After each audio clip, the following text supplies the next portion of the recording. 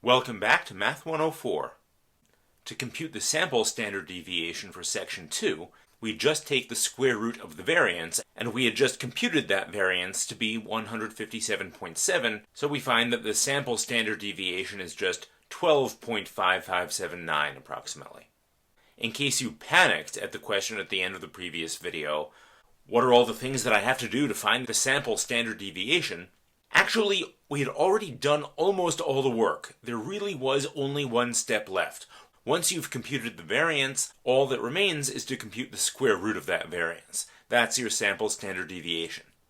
Our second question was, how do the sample standard deviations of the exam scores for the two groups compare with one another?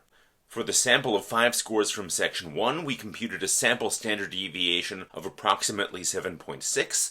For the sample from section 2, we just computed a sample standard deviation of approximately 12.56. What's the conclusion? The sample standard deviation for this sample from section 2 is much higher than for section 1. What does that tell us? These numbers give us a specific measure of how spread out the data points are in relation to their mean in the sample from section 2 compared to how spread out they are in the sample from section 1, and they are more spread out in section 2. Thus far, we have a method for taking a set of numbers and computing this new number, called sample standard deviation. That number is going to turn out to mean something more concrete, but for the moment, it's a way of comparing two different data sets and saying that one of them is more spread out than the other one. We might have been able to tell just from staring at these 5 numbers that they are more spread out from their mean than the section 1 numbers are in relation to their mean. We could have seen this just by eyeballing it, but now we have a concrete, specific way of computing a number that helps us measure that dispersion from the mean and helps us make this comparison. Ultimately, the reason we worked with a sample from section 1 was to find out about section 1 as a whole, and we worked with a sample from section 2 to try to find out about section 2 as a whole. And here are all the test scores from section 1, with the sample members highlighted. And here are all the numbers from section 2, all the 100 test scores from section 2, with the sampled ones highlighted. If we really want to know how spread out the section 1 scores are in relation to their mean, or how spread out the section 2 scores are in relation to their mean, we should crunch all of these numbers through the formula. We'll see what's really involved in that in a minute. But it's a key idea in statistics that if you want to find out about a large collection of data, you take a sample and see what you can find out about the sample.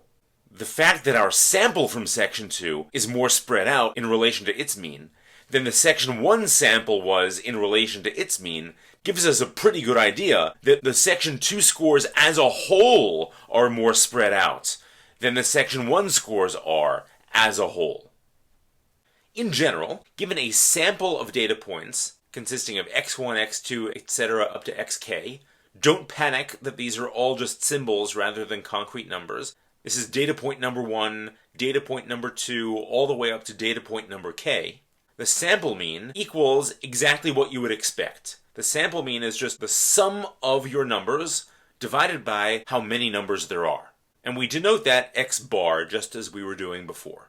The sample variance has this formula, which might look intimidating, but it's exactly what we computed earlier for 2 concrete examples. Data point number 1 minus the mean, quantity squared, plus data point minus the mean, quantity squared, plus, keep going, plus data point minus the mean, quantity squared, plus, and finally the last data point minus the mean, quantity squared. You have this great big sum of squares in the numerator that gets divided by not quite the number of data points, but one less. If you had a sample of 10 scores and computed the sample variance, you would have to divide by 9 in this formula. You'd divide by 10 when you computed the sample mean, but you would divide by 9 when you computed the sample variance. And then whatever number you get for the sample variance, the sample standard deviation is just the square root of the variance. So if anything's intimidating, it's the variance, but once you have the variance, you're just finding the square root to take that last step of finding the sample standard deviation. All of these formulas pertain to drawing a sample and working with a sample from a larger population. What if you deal with the entire population? What if you crunch the numbers on the entire population? To preserve our sanity, we're going to use a capital K rather than a lowercase k to denote the size of the entire population. And also for the sake of preserving our sanity, we're going to use different letters for the population mean than for the sample mean, and for the population variance than for the sample variance. By tradition, we're going to use Greek letters for the population mean and variance and standard deviation. The population mean is denoted by the Greek letter mu and equals exactly what it should. The sum of all the data points in the population, from data point number 1 all the way up to data point 100, if there are 100 scores in the population. And all that is divided by 100, or whatever the size of the population is.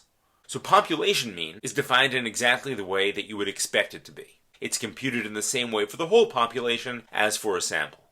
Now, the slightly tricky part. The population variance equals the following. It's denoted sigma squared. This symbol right here is a sigma. This here is sigma squared. And it is defined very similarly to sample variance. You have data point minus population mean quantity squared plus data point minus population mean quantity squared plus etc. all the way up to the last data point minus population mean quantity squared. You have this great big sum of squares in the numerator. But, for mathematical reasons that are beyond the scope of this course, when you work with the entire population, in this formula you divide by the full k, by the full population size, not k-1, but rather k. And finally, as you would expect, whatever the population variance is, the population standard deviation is simply the square root of the variance. Just as the variance is called sigma squared, the standard deviation is called sigma. And it is the standard deviation which, at the end of the day, we are really interested in. I hope you will believe me that I've done these computations correctly. I certainly would not expect you to do these computations by hand for 100 scores.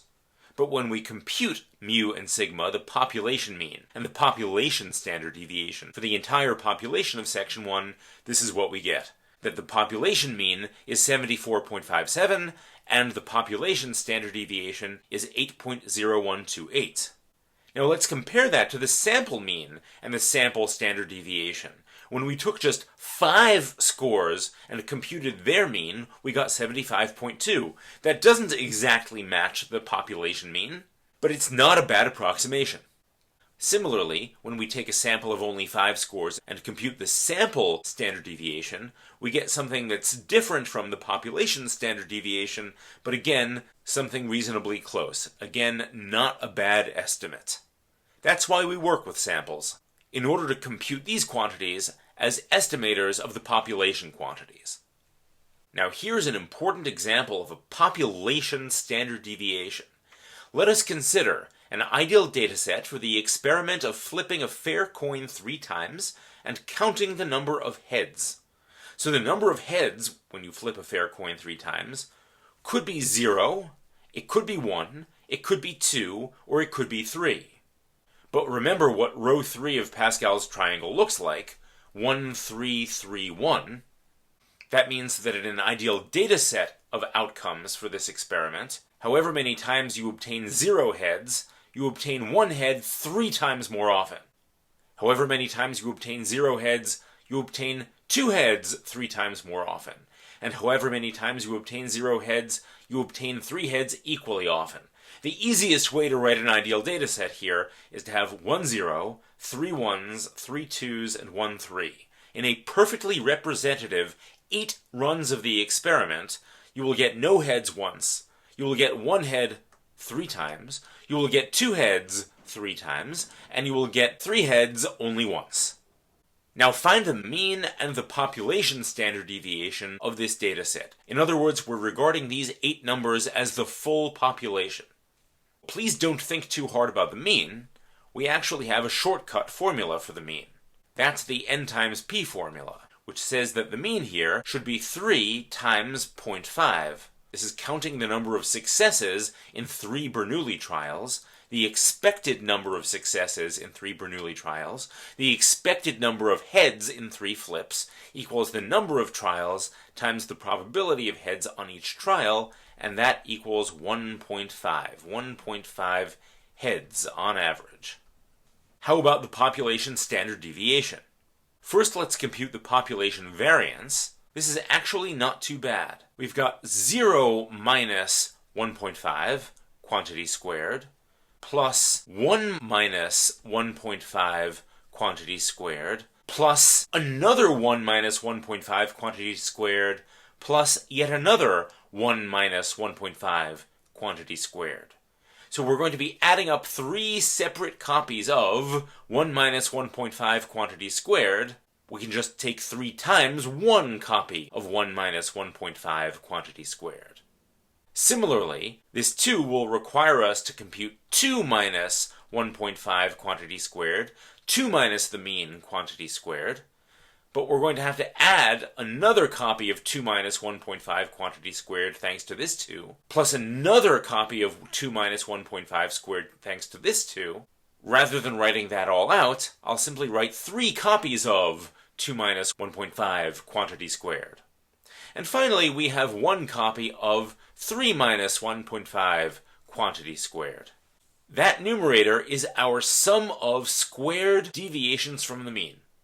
It's really 8 separate squares, but we realize we're going to have 3 copies of the same number and another 3 copies of the same number, so we've just taken this little shortcut here.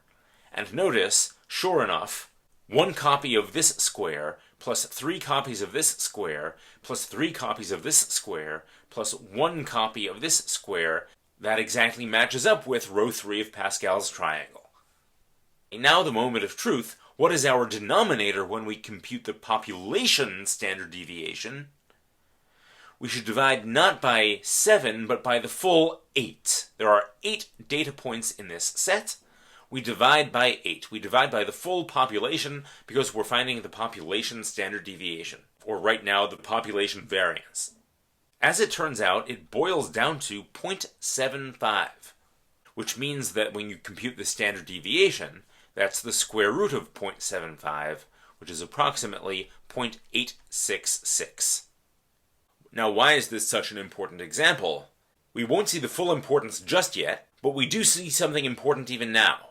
In general, as in the last example, the one we just did, we can think about an ideal dataset for the number of successes in n Bernoulli trials, think the number of heads in n coin flips, for any number of trials, so any value of big N, and where the probability of success on each trial is little p, as we usually call it. And that might or might not be 0.5. Perhaps our coin is not fair. In this situation, regarding this ideal dataset as a full population, the population mean equals n times p. That's nothing new, we already knew that. That's the NP shortcut.